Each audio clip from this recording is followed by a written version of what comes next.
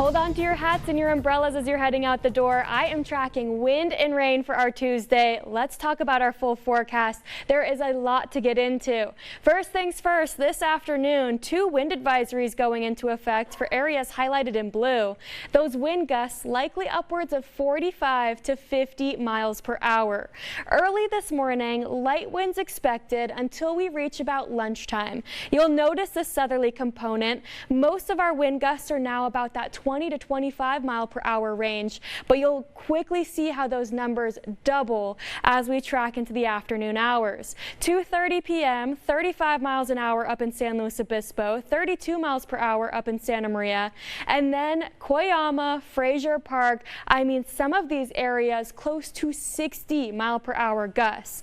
These are possibly damaging winds in some areas. We're reading upwards of 50 miles an hour up in Paso Robles, and even these areas that are not underneath a wind advisory, which would be the Santa Barbara coastline, looking to have winds upwards of 40. As this cold front continues to dig its way down the central coast tonight, it'll bring in those stronger winds down through Ventura County as well. So starting at 8 p.m. and lasting through midnight, expect some of these strongest winds to impact the area.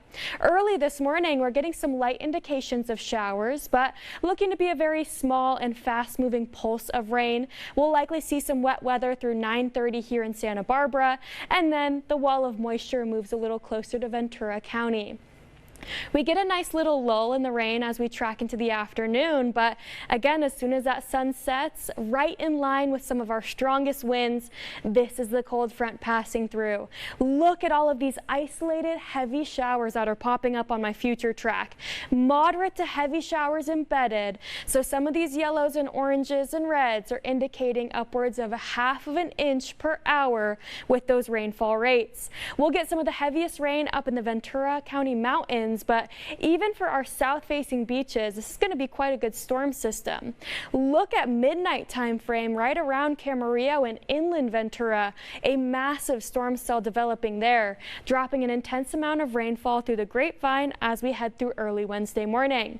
Here's a look at our future track into Wednesday. We'll likely hold overcast. We'll see those winds really dying down fast, and I don't show any sort of precipitation, so I do think most of us dry out nicely Wednesday, Thursday, Friday, and maybe Valentine's Day.